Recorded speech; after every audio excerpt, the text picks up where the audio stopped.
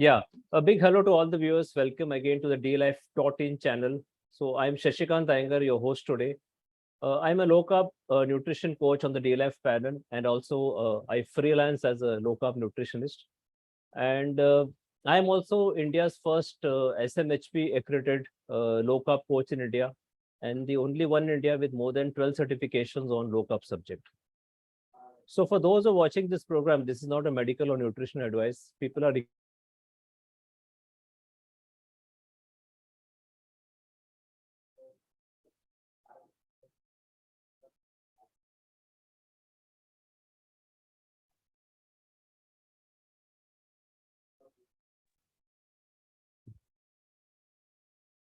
So DLife is a community platform for low carbers. It's a platform for those suffering from diabetes, obesity, PCOS, and other metabolic syndrome.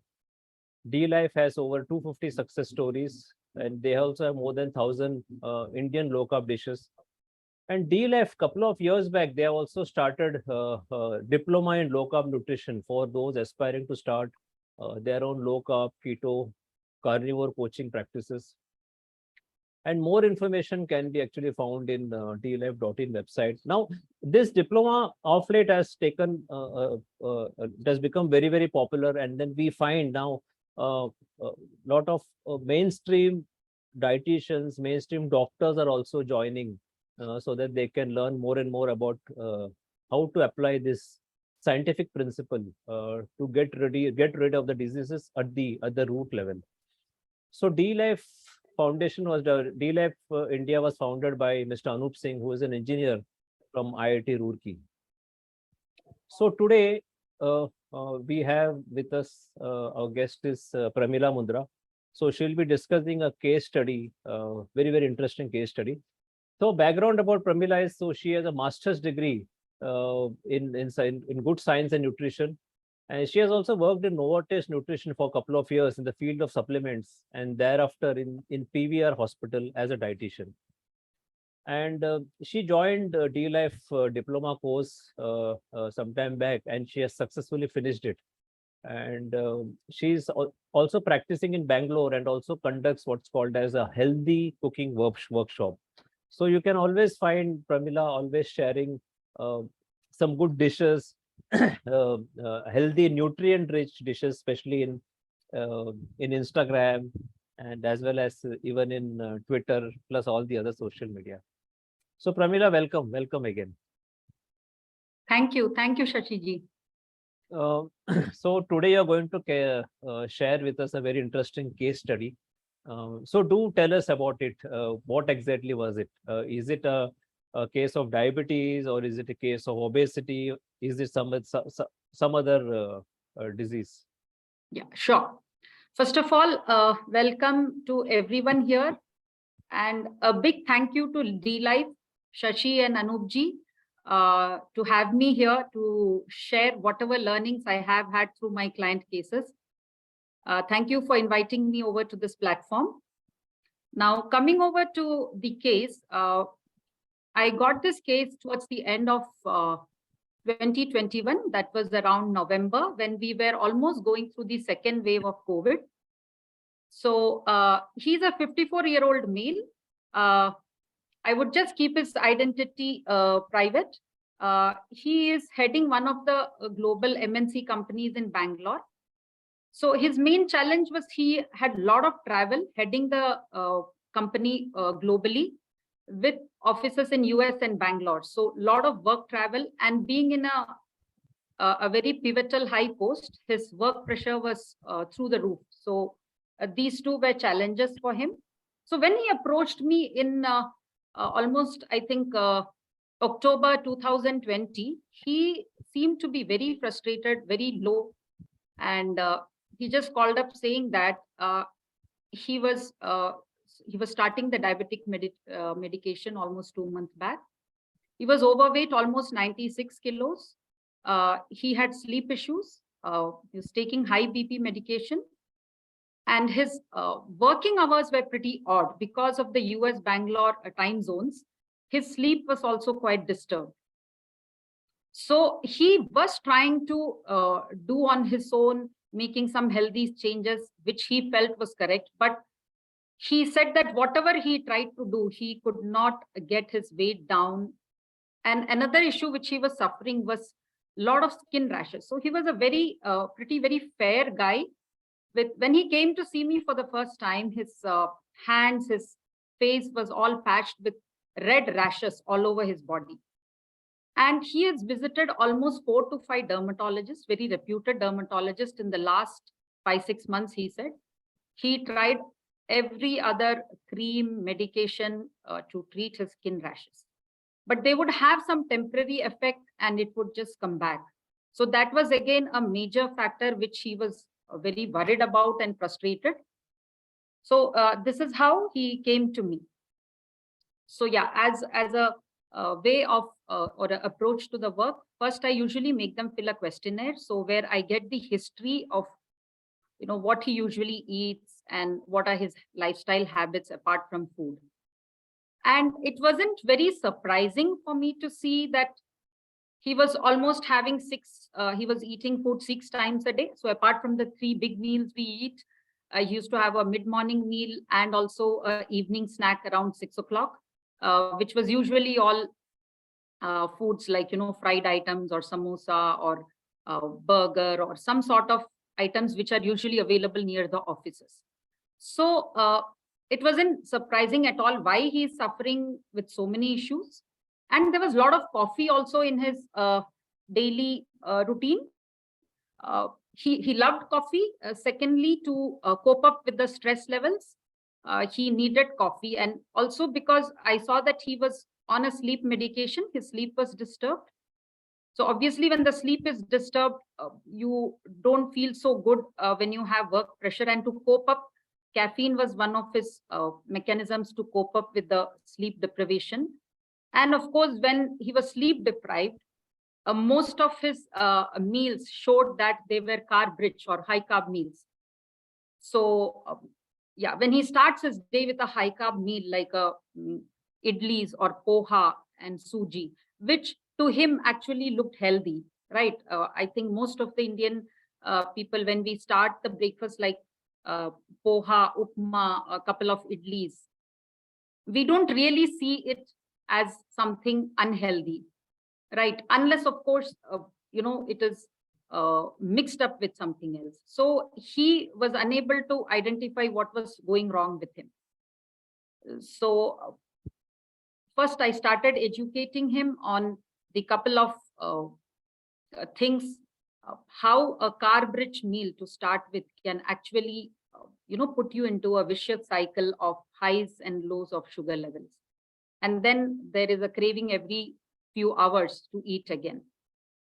So of course, we started deciding with the meals to make it more protein rich, added more of protein, substituted it with removing carbohydrates, especially the processed carbohydrates, which was usually his office meals, probably sometimes in the lunch or evening meals when he used to have ready to eat food, which was very poor in nutrition and loaded with processed foods and even additives. And they are obviously addictive, especially at a time when you are very hungry. If you're given that food, you tend to overeat. So we tried to pull out all the processed food, replace it with protein-rich food. I think within a couple of weeks, he could see his cravings coming down. So his mid-morning, which was like 11:30 meal, which he used to carry fruits, was taken away. And he was very happy because he actually, when he had a breakfast, so we started first with changing his breakfast, a savory breakfast, high protein, which could be anything from eggs or, moong dal chilas, Greek yogurt. So I did not tell him at all to cut down his meals in the beginning. I said that you're having too many, but I wanted to wait and watch after a couple of weeks. And he came back to me and said that I don't feel the need to have a mid-morning snack anymore. Similarly, after a few more weeks, we worked on his lunch, where most of the wheat rotis were pulled out and replaced with protein-rich food and complex carbohydrates. More of vegetables because he hardly used to have any vegetables.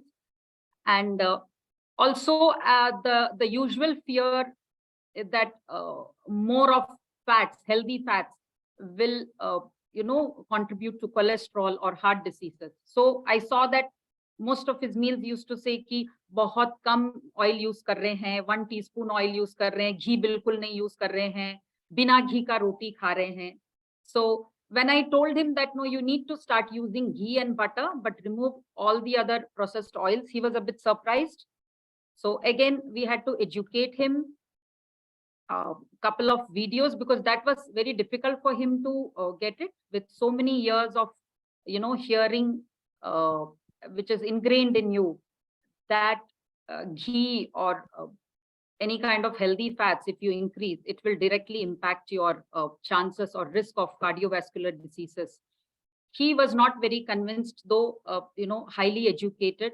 So there were a couple of videos I had to share, and a few conversations and studies which I could share, and then he was convinced to make that shift.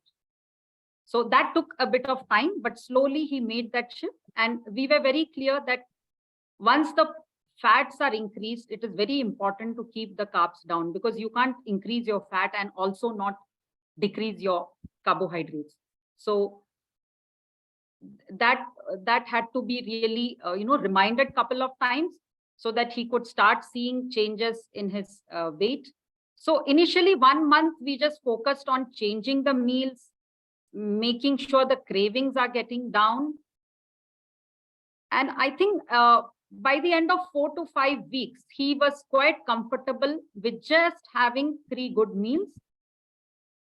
No extra coffees, no mid-morning or evening snacks, which according to him was a very pleasant surprise, because he could never imagine his day going without a 6 o'clock, nashta, typical nashta with chai, because that's the time everybody's ordering out in office, and you are served with all these fried or processed items. So he could see the change, and he was quite satiated and happy with 3 good meals.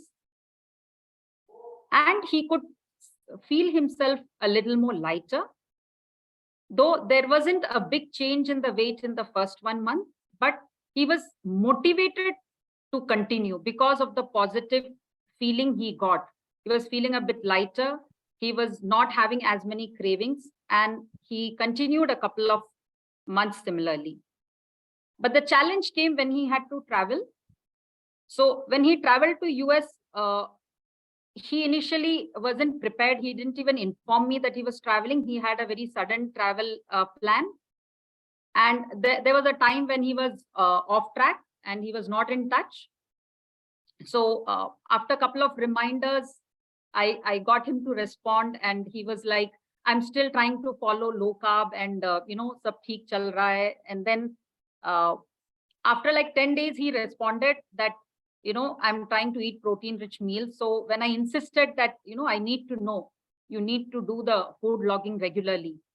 So I saw that his breakfast was quite good, protein-rich, usually omelette and Greek yogurt and things like that. And then he used to skip his lunch because of the hectic routine. And towards the night, I saw French fries and wine and alcohol. So I said, this is a problem. So he's like, I have skipped a meal. I didn't have my lunch at all. So it's okay to compensate it with just, and I'm not even having a proper meal, not many calories. So because I couldn't find something which was very healthy. But then what happened is, when he skipped his lunch, towards the evening, he was so hungry that he couldn't even wait to look for a healthy serving restaurant, and whatever he saw, probably the French fries and wine and alcohol he had.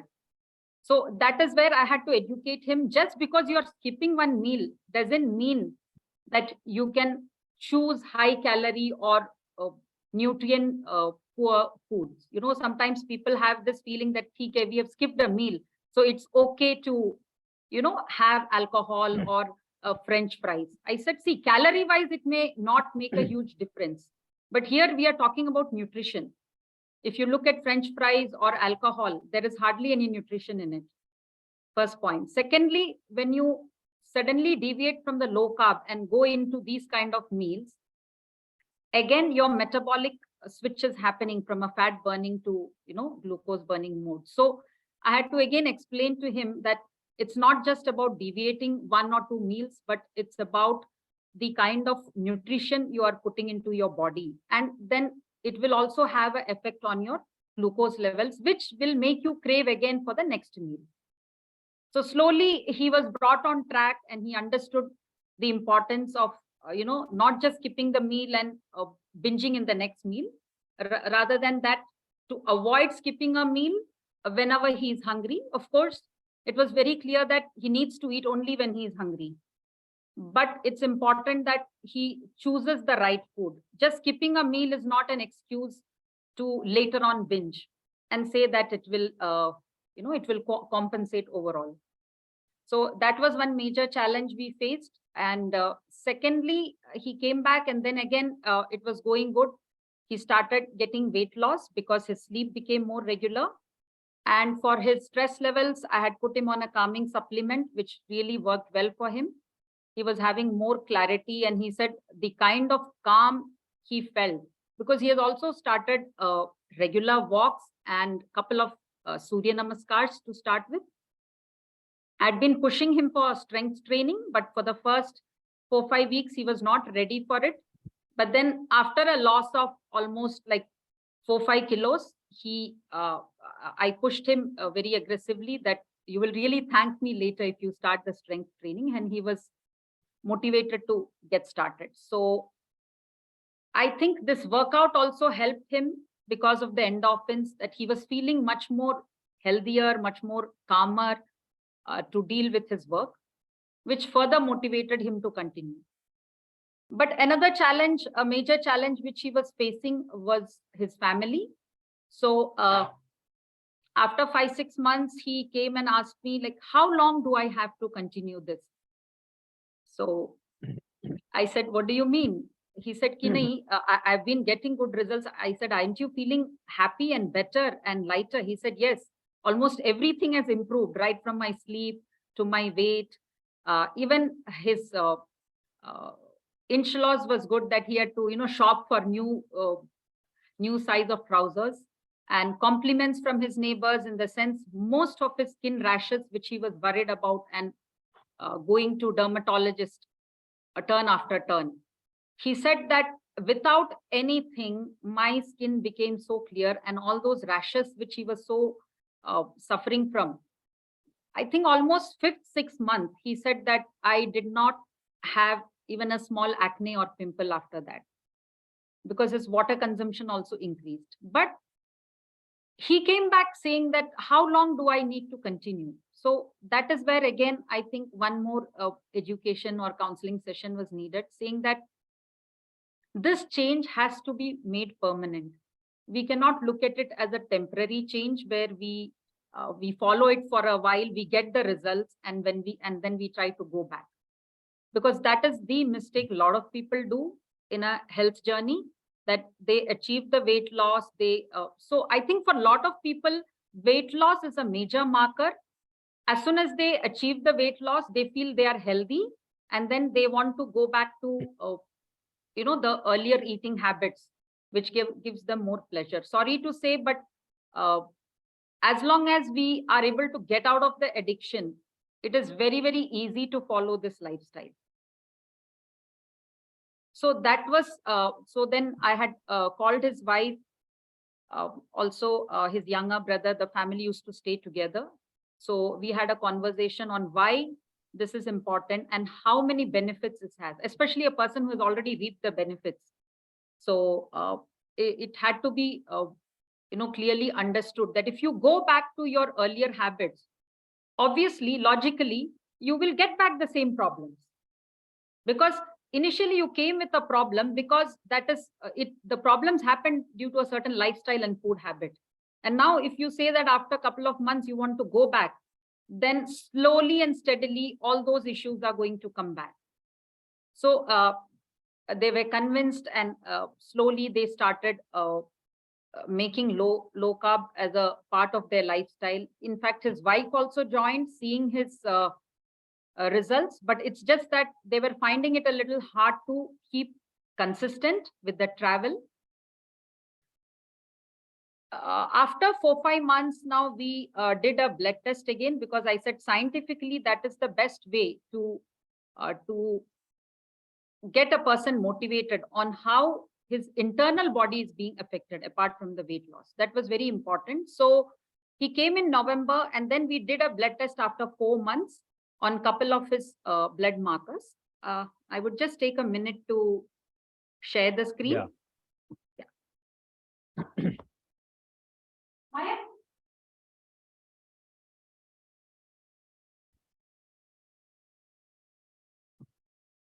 Yeah, I'm just sharing the screen.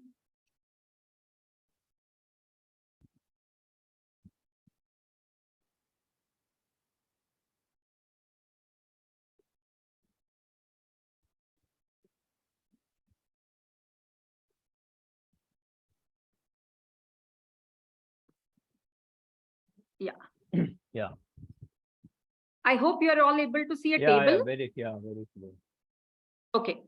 So I've just tried to tabulate the basic vital markers. So November 2021 is when he started the program with me. And at that time, his HbA1c was 6.8, and he was on 2 diabetic medications. And his triglycerides around 252. LDL was around 102. HDL was a little low, 32. And he could get his VLDL done, calculated. So I've put in that also. And the major marker, which was triglyceride by HDL, was 7.8. So I had to make him understand that how serious this was, because they were all focusing on the total cholesterol level. I said more than the total cholesterol level, we really have to look at this ratio, triglyceride by HDL, which is the most predictive marker for a cardiovascular or heart disease. And in November, as you see, it was 7.8. And within 4 months of his change of lifestyle and on my program, it came up to 5.8, wherein I would say that his consistency was not as good in between because of travel. He used to be off track, but still his HbA1c came down to 6.1. And his waist to hip ratio was also considerably lower now. 1.68 came down to 1.2, which was quite positive. Now, again, we took after 6 months, which was August, and his HbA1c came to 5.3. This was a very pleasant news for him, because this level shows that he is no more in the diabetic range. Triglycerides considerably came down to 132. So because of these levels, of course, LDL rose to 119 because of the increase in his healthy fats and the way we had changed his diet. But if you see the ratio triglyceride by HDL from 7.8, it had come down to 3.1. And his waist to hip ratio from 1.6, it came to 0.8, which is literally half of from where he started. So he literally had to, twice go shopping, which was for a good reason, because of the way his clothes were getting looser.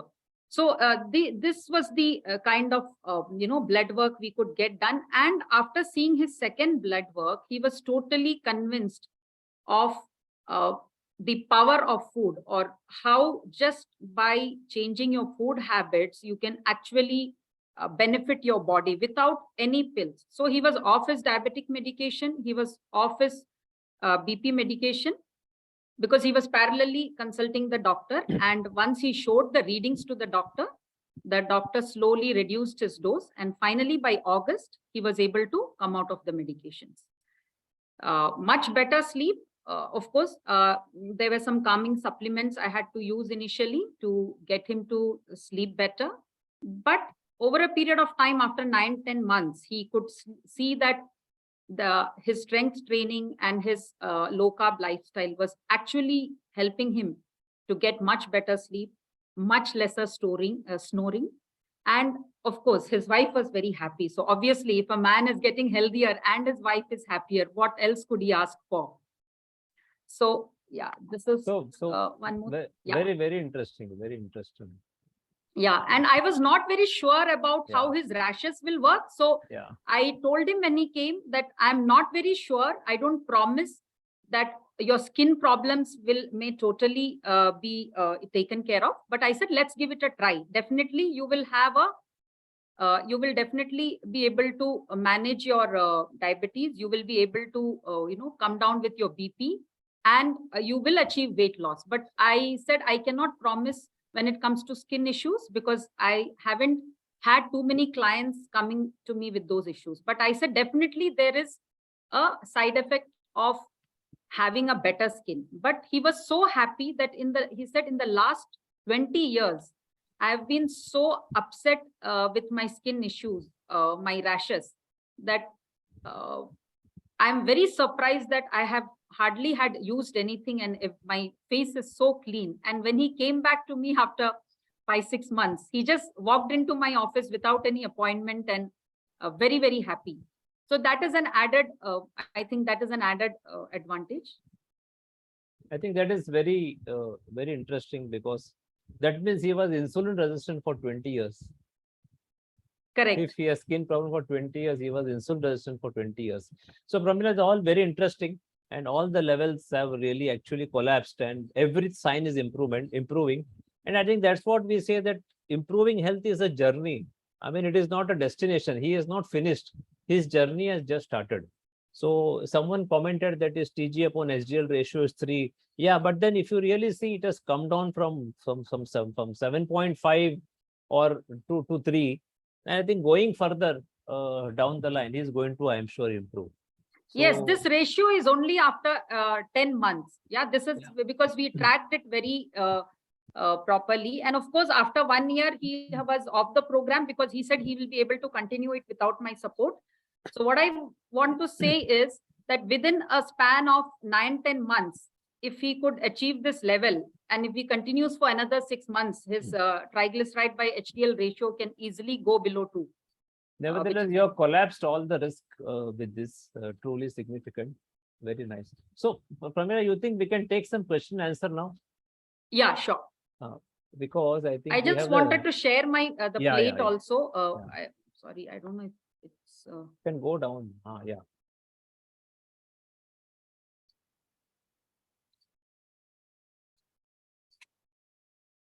So I think you have reversed it, carbs and fat. Oh, okay. Sorry. I think there is a okay. I think I'll not share it because there is some no issue with the graph. I think it is gone. But I just wanted to share how his total plate changed. You know, the ratio. So his carb was almost 70%, which came down to 15% of his calories, the whole plate. Yeah. His protein was almost just like 10%, which I think went up to 20 to 25%.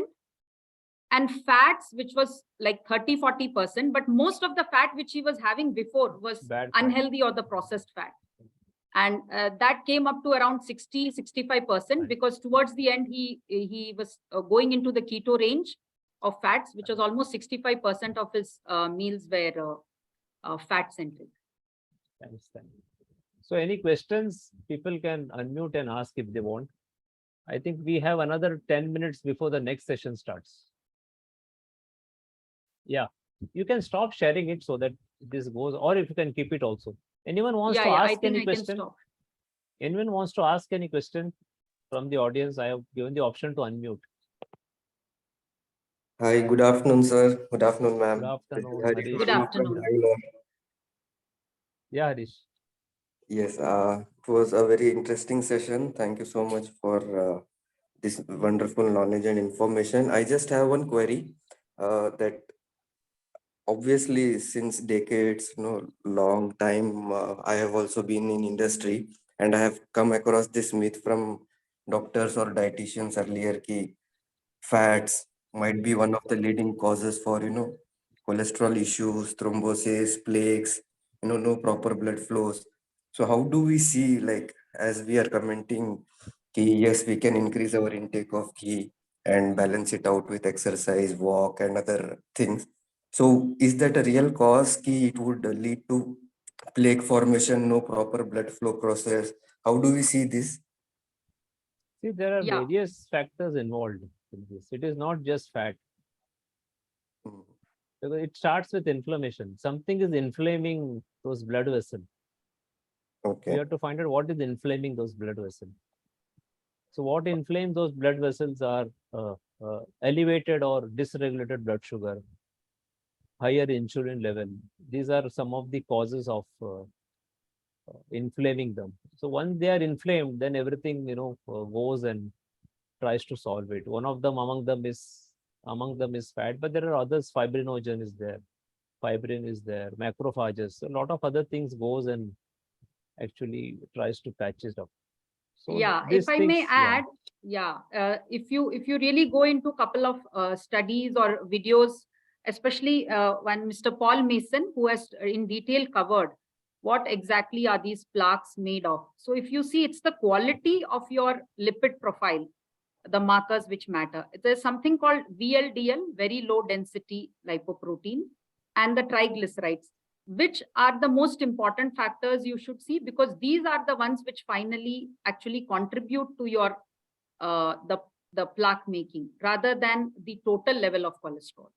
So it's important to read the lipid profile properly. So as long as your triglyceride, that's why here in the table I have mentioned triglyceride to HDL ratio. So triglycerides have to be below your at least 150, and your as long as your HDL is, or we call it the good cholesterol, it is high. So you have to always see the ratio, because that ratio is a great predictor of your risk for heart disease. anyway, if you see our tweets, sometimes we keep sharing what is the hazard ratios. The Yeah, hazard I can share you the ratio, Paul Mason study also, because he has explained it in very detail.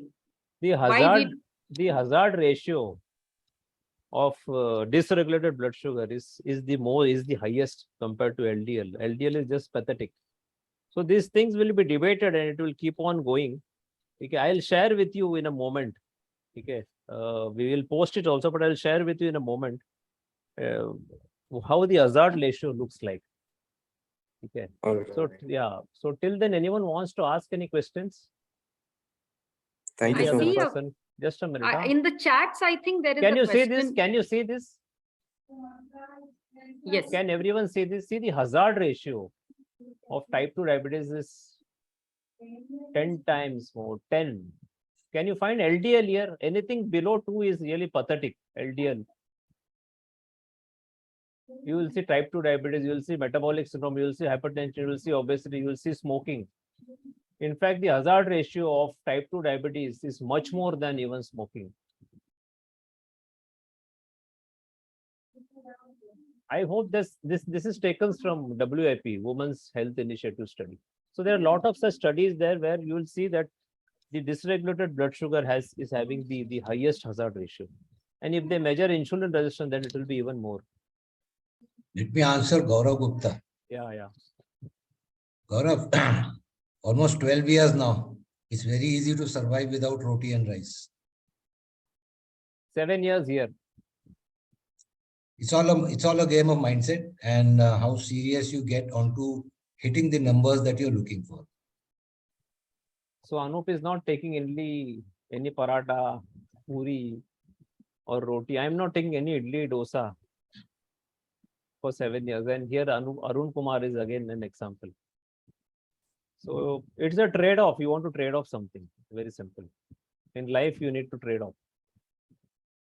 And Shashi, on cardiac issue, in a very simplistic manner, though a bit technical, all we can say is look for what is causing the endothelial damage. Yeah. Because plaque is just a defensive mechanism. It is not a bad thing happening, because if it does not form, everything will rupture finally.